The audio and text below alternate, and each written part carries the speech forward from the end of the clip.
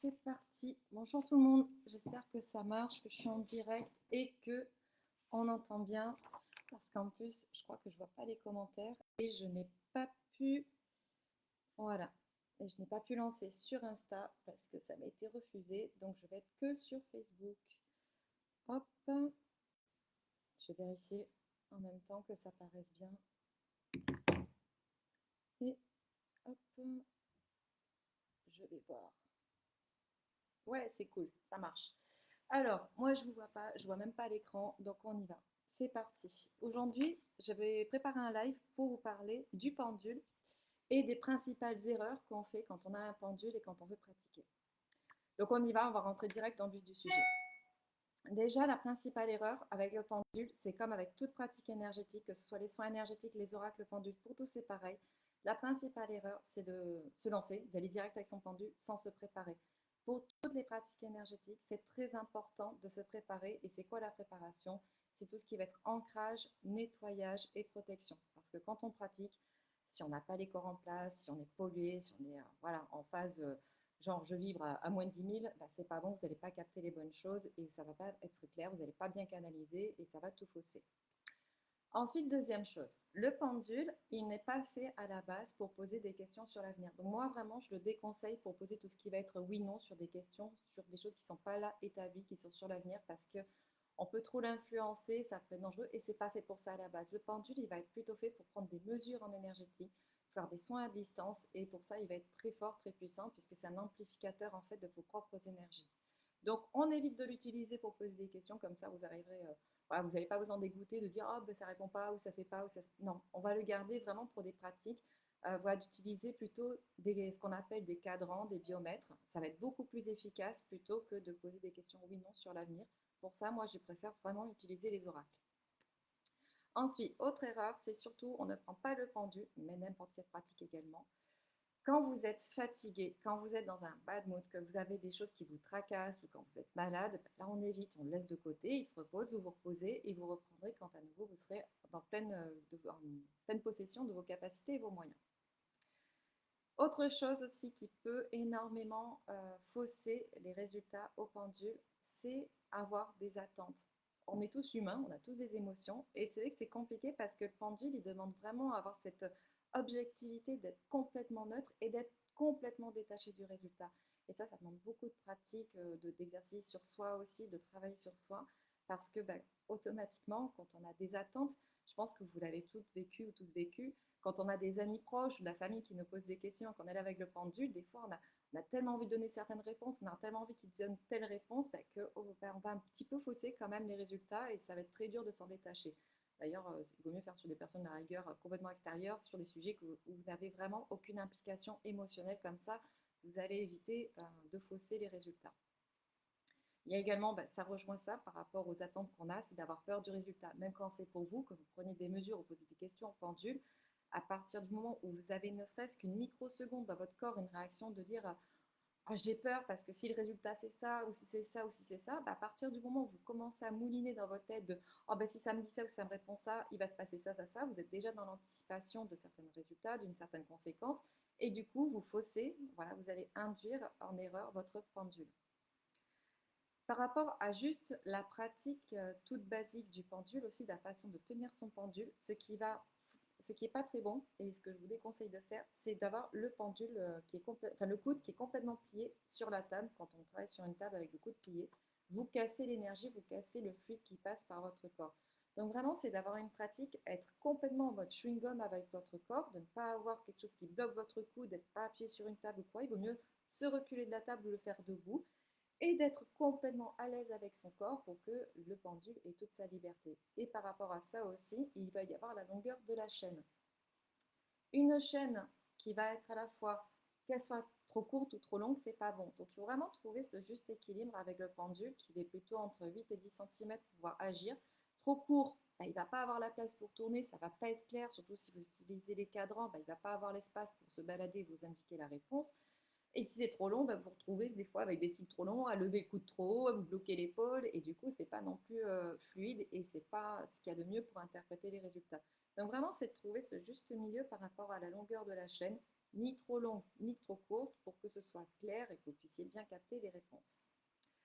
Ensuite, il y a également le poids du pendule qui va jouer. Alors, quand on démarre, contrairement à ce qu'on pourrait croire, en tout cas, moi, c'est ma façon de penser, et vous prenez ce qui vous parle, mais pour moi, prendre un pendule qui est trop léger au début, quand on commence à pratiquer, ça peut être encore plus compliqué qu'un pendule trop lourd. Et je sais que ça, des fois, ça va à l'inverse de ce qui pourrait être intuitif. On pourrait se dire, ah bah tiens, comme moi j'ai peur, ou je sais pas si vraiment je vais le faire bouger, je vais prendre un pendule plus léger. Ben, au contraire, si vous commencez avec le pendule, il vaut mieux un pendule qui soit déjà en forme de goutte et qui ait un certain poids. C'est-à-dire que plus il va être un petit peu plus lourd, en fait, ça va être plus facile d'avoir des réponses avec. Et même, je trouve qu'on trouve des pendules plus légers, plus petits, c'est plus facile quand on a déjà l'habitude de la pratique. Comme ça, en plus, on influence moins. Donc, pour commencer, moi, je conseille toujours des pendules qui font quand même déjà un certain poids. C'est plus facile pour débuter. Ensuite, qu'est-ce qui peut fausser le pendule? C'est la façon dont on pose des questions. Les questions, que ce soit pendule ou oracle, toujours pareil, on ne met pas de négation dans les questions. Est-ce que je vais ne pas, est-ce que je vais si, ou mettre des mots négatifs dans les questions ou les intentions, ça va complètement fausser, parce que là-haut, en plus, quand il va nous aider à nous répondre, ils vont se dire, en fait, on ne comprend pas trop le biais, le ne, si, jamais, toujours, pas, c'est pas clair. C'est vraiment d'avoir des questions qui sont très précises, très claires, oui, non, mesure, donne-moi la mesure de ça, et vraiment de savoir vraiment cibler nos phrases, nos intentions quand on pose des questions en pendule. Plus vous serez précis dans vos intentions, plus vous serez précis dans vos questions, plus vous aurez des questions précises et plus ce sera facile à interpréter. Ensuite, qu'est-ce qui peut nous poser défaut quand on utilise le pendule? C'est de douter de soi. À partir du moment où vous utilisez le pendule et vous vous posez plusieurs questions pendant qu'il essaie de vous répondre, voilà, que vous êtes là, mais est-ce que je fais bien? Est-ce que c'est bien comme ça? Est-ce que j'ai bien posé? Est-ce que je suis... Et en fait, tous les doutes que vous avez parce que vous manquez de confiance en vous dans votre pratique, bah, ce manque de confiance en vous, ça va également fausser les résultats et, et ça ne va pas vous donner les bonnes réponses, ou alors le pendule, il va juste rester là, il ne va pas bouger parce que vous doutez tellement de vous qu'il n'y a rien qui va sortir. Autre erreur aussi avec le pendule, c'est de ne le prendre, le pendule, qu'une fois de temps en temps, se dire, bah tiens, là aujourd'hui j'y pense, je prends le pendule, et puis on le laisse dormir sur une étagère pendant un mois, puis après on le reprend au bout de 2 mois, etc. Le pendule, c'est comme toute pratique énergétique, c'est plus vous allez l'utiliser, plus vous allez pratiquer, plus vous allez affiner, plus vous allez être objectif, plus ça va être fluide pour vous, et plus ça va être facile. Alors que si vous pratiquez que occasionnellement, comme ça, de temps en temps, en vous disant, oh, bah tiens, là aujourd'hui ça me tentait bien de sortir le pendule, ça n'est pas là où vous allez avoir les meilleures réponses, où ça va être facile à interpréter, où ça va être fluide. En fait, moi, je vous invite vraiment, quand vous avez le pendule, surtout au début, faites des pratiques presque quotidiennes, peu importe, prenez des mesures, posez des questions, mais voilà, c'est plus vous allez faire de la pratique régulière, plus vous allez être dans le juste et moins vous allez commettre, entre guillemets, d'erreurs, voilà, de fausser vos résultats.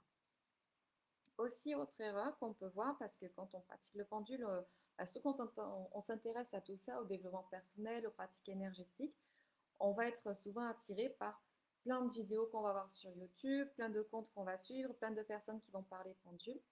Et on va avoir ce fameux je vais me comparer aux autres. Ah, mais si elle, elle a fait comme ça, c'est comme ça qu'on doit faire. Elle a fait comme ça, c'est comme ça que je dois faire. En fait, à un moment donné, lâchez tous les tutos, tous les machins que vous voyez sur Internet. Fiez-vous, enfin, commencez par une méthode, une pratique que vous avez choisie et gardez-la sans vous comparer aux autres, sans vous dire est-ce qu'un tel fait mieux que moi, etc. Parce que là aussi, ça va jouer sur votre confiance en vous. Donc, on ne regarde pas trop, vous faites votre expérimentation. De toute façon, surtout dans les pratiques énergétiques, ce qui va le plus vous faire évoluer, c'est votre pratique à vous. C'est d'expérimenter, expérimenter, expérimenter. Et comme avec les oracles, moi je vous invite avec le pendule de tenir un journal du pendule, quelle que soit votre pratique, que ce soit pour faire des mesures, pour faire des nettoyages, des dépollutions, soulager des douleurs. Bah, prenez un carnet et chaque jour, vous notez ce que vous avez fait, comment ça a évolué sur les jours d'après par rapport à votre pratique, parce qu'en fait, grâce à ce journal, vous allez voir votre progression de tout ce que vous avez mis en place, tout ce que vous avez fait, tout ce que vous avez expérimenté, les résultats. Et ça va nourrir votre confiance en vous. Et plus ça va aller, vous allez vous dire, bah waouh, tout ce que j'ai fait avec, voilà, ça va vous rebooster, ça va vous faire du bien, ça va vous conforter dans votre pratique. Et plus vous serez voilà, en confiance avec vous-même, plus ce sera facile de développer cet outil-là. Voilà, donc là, je ne vois pas les questions en direct. Donc, c'était pour moi voilà, ce petit live du jour. Si vous avez d'autres questions par rapport au pendule, vous me laissez un commentaire sous la vidéo. Moi, j'y répondrai avec grand plaisir. Sinon aussi, vous pouvez m'écrire directement en message privé. Et si vous voulez aller plus loin dans les pratiques énergétiques, que ce soit pendule, oracle, soins énergétiques, pour rappel, il y a toujours l'Académie des artisans de lumière. Et là, je vous laisse découvrir la page directement et les liens que je mettrai sous la vidéo. Voilà, j'espère que tout ce petit résumé sur toutes les erreurs à ne pas faire et à éviter pour pouvoir avoir des mesures claires, fluides avec le pendule, ça a pu vous aider. En tout cas, voilà, je reste à disposition pour toutes vos questions et je vous souhaite une excellente après-midi.